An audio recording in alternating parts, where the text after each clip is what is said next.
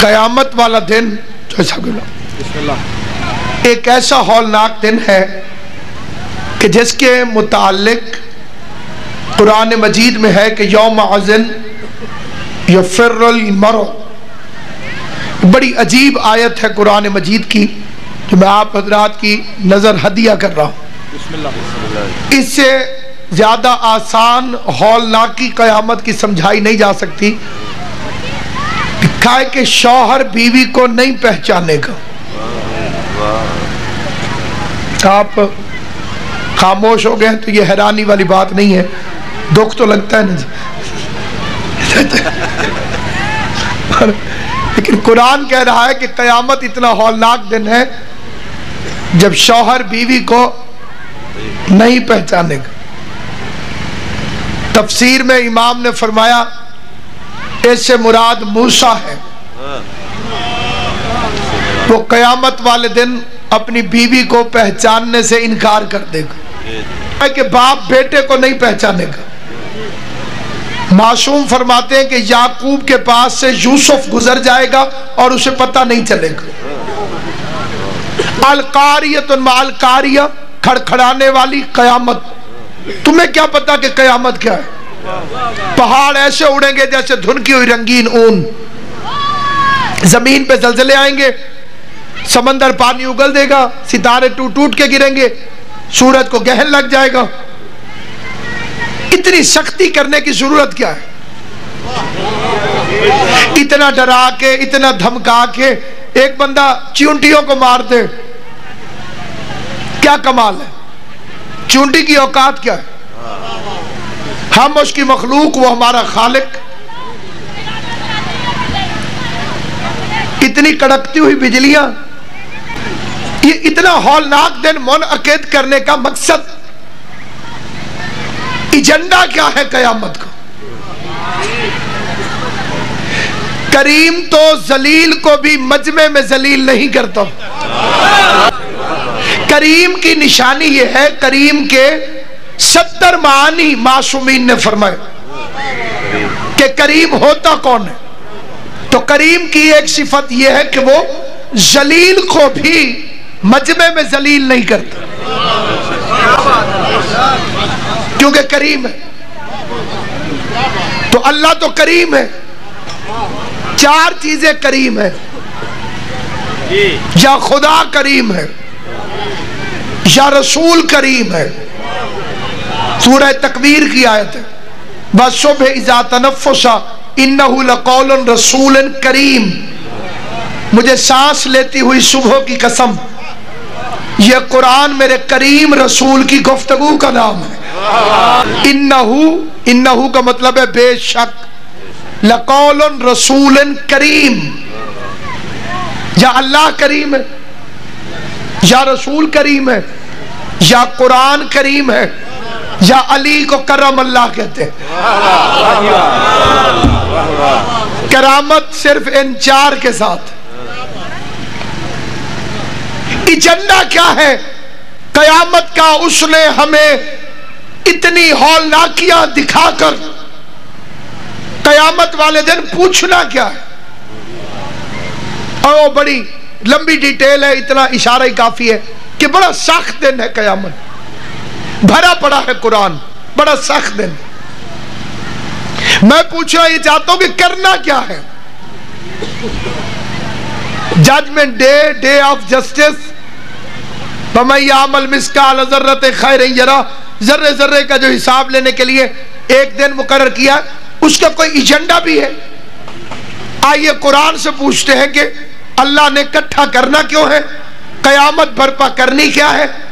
حساب کیا لینا چاہتا ہے؟ اس نے خود قرآن مجید میں فرمایا یسألونک عن النعیم. میں یہ قیامت کا دن اس لیے منعقد کرنا چاہتا ہوں کہ میں تم سے نعمت کے بارے میں پوچھوں.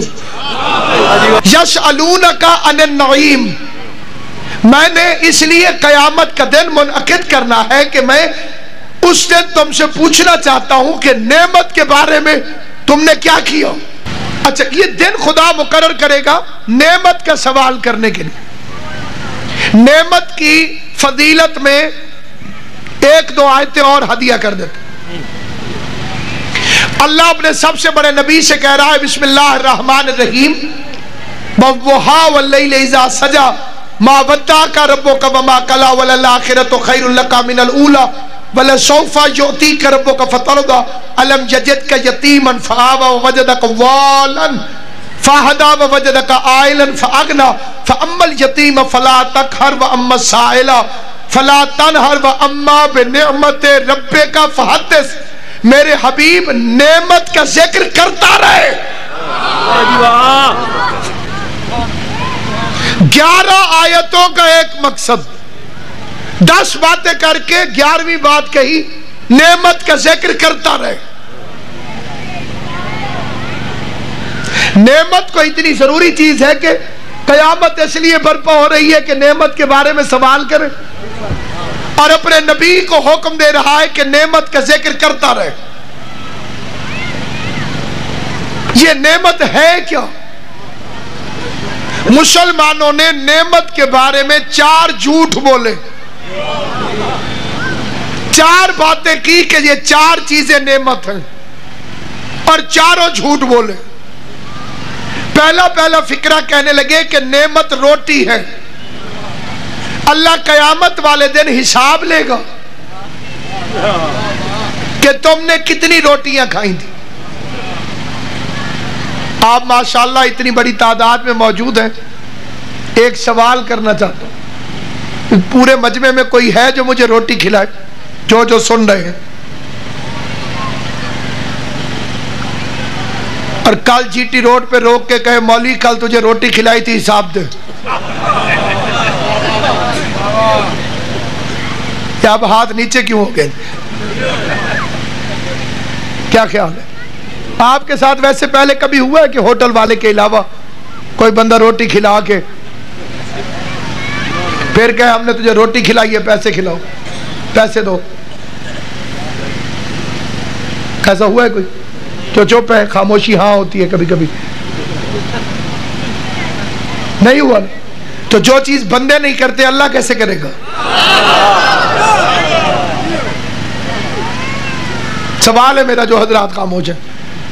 جس چیز کا خدا سے لوگ الزام لگا رہے ہیں کہ رزاق ہو کر قیامت کے میدان میں روٹی کا حساب لے گو،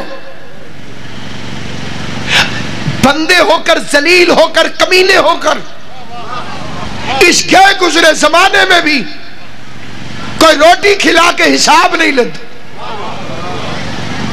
اور وہ رازق ہو کر اس نے رزق کا وعدہ کیا ہے. وہ مرنے سے پہلے ICU میں ٹوٹیوں کے ذریعے بھی ملتا ہے. ایسا تو ہو نہیں سکتا کہ کریم ہو کر مجمع میں کھڑا ہو کے پوچھے تو نے کیا کیا کھایا تھا. دوسرا بکواس، جھوٹ. وہ عوام میں کیا ہے جی نعمت سے مراد ہے بیٹا. اس کے لیے ایک فکرہ اور بھی ساتھ میں اٹیچ کیا ہوا ہے. بیٹی رحمت ہوتی ہے، بیٹا نعمت ہوتا. تو سورہ الحمد میں کیوں کہتے ہو ان کے رستے پہ چلا جنہیں تو نے نعمت عطا کی ہے؟ بیٹے تو ابو لہب کے بھی تھے. میں قرآن کی ایک اور آیت پڑھ لیتا ہوں، میرے لیے آسانی ہو جائے گی. خدا کرے گا کہ میں آپ کو سمجھا سکوں گا. لَقَدْ مَنَّ اللَّهُ عَلَى الْمُؤْمِنِينَ. اللہ کہتے ہیں نعمت میں صرف مومنین کو عطا کرتا ہوں. روٹی تو کافر بھی کھاتے ہیں، منافق بھی کھاتے ہیں. اس کے خانے نعمت پر موسیٰ بھی پلتا ہے، فرعون بھی. اگر بیٹے سے مراد، اگر نعمت سے مراد بیٹا ہوتا تو بیٹا ابو لہب کا بھی ہے. تو اللہ سے یہی کہہ رہے ہیں کہ ابو لہب کے رستے پہ چلا. کچھ بندوں نے کہا نعمت سے مراد ہے دولت، تو قارون کے پاس بھی تھی. کچھ نے کہا نعمت سے مراد ہے حکومت، تو وہ فرعون کے پاس بھی تھی. اس چیز کا نام بتاؤ جس کا حساب لے گا خدا. اس چیز کا نام بتاؤ جسے خدا نعمت کہتا ہے. قرآن مجید سے بتاتا ہوں کہ اللہ نعمت کسے کہتا ہے. قافلہ جس گھڑی نزدیک غدیر آ پہنچا، لے کے جبریل امی حکم قدیر آ پہنچا۔ کائنات کے سب سے بڑے رسول کے گھوڑے کی مہار کو جبرائیل علیہ السلام نے غدیر کے میدان میں روک کے کہا، یا ایھا الرسول بلغ ما انزل الیک من ربک وان لم تفعل فما بلغت رسالتہ واللہ یعصمک من الناس۔ اے اللہ کے رسول وہ پیغام پہنچا دے جو تیرے رب کی طرف سے نازل ہوا ہے، اور اگر تو نے وہ پیغام نہ پہنچایا تو تو نے میری رسالت کا کوئی کام ہی نہیں کیا۔ خدا تجھے لوگوں کی شرارت سے محفوظ رکھے گا، لوگوں کی شرارت سے محفوظ رکھے گا، لوگوں کی شرارت سے محفوظ رکھے گا۔ پتہ چلا جو علی کی ولایت کی مخالفت کرے وہ قرآن کی نظر میں شریر ہوتا ہے۔ اللہ کے سب سے بڑے نبی نے پالانوں کا ممبر بنوایا۔ دنیا میں بڑے بڑے ممبر ہوتے ہیں، لیکن ہر ممبر پر مجلسیں ہوتی ہیں تو ہوتی رہیں گی، وعظ ہوتے ہیں تو ہوتے رہیں گی۔ ولایت والا وہ ممبر ہے جو ایک تقریر کے لیے بنا، نہ اس سے پہلے اس پر کسی کی تقریر ہوئی، نہ اس کے بعد۔ مدینے والے ممبر پہ جس کا دل چاہا وہ چڑھ گیا۔ ولایت والے ممبر پر یا نبی بیٹھا ہے یا علی بیٹھا ہے۔ کیا حسین ممبر ہوگا وہ جو ممبر ایک تھا، خطیب دو تھے، آخری نبی بھی تھا، پہلا امام بھی تھا۔ جسے سمجھ نہیں آئی اسے پھر سمجھاتا ہوں، بوڑھا محمد بھی تھا، جوان محمد بھی تھا۔ پیغمبر نے پوری مزدوری کی، بازو پکڑ کے دکھایا، 4 دفعہ فرمایا اللہ مولایا وانا مولا لکم ومن کنت مولا فہذا علی مولا۔ جس کا میں مولا ہوں اس کا علی مولا۔ کڑکتی دھوپ میں 8 گھنٹے مصطفیٰ نے تقریر کی۔ تقریر کر کے اترے تو بدن طاہر پہ پسینہ آ گیا تھا۔ پسینے کو دیکھ کر بے دل کے دل کی دھڑکن تیز ہونے لگی۔ خود ہی قانون بنا دیا کہ مزدور کی اجرت پسینہ خشک ہونے سے پہلے دے دو۔ ابھی مصطفیٰ اترا نہیں تھا کہ جبرائیل اجرت لے کر آ گیا۔ الیوم اکملت لکم دینکم واتممت علیکم نعمتی۔ ہم نے اپنی نعمت آپ پر تمام کر دی۔ تو نعمت سے مراد ہے علی کی ولایت۔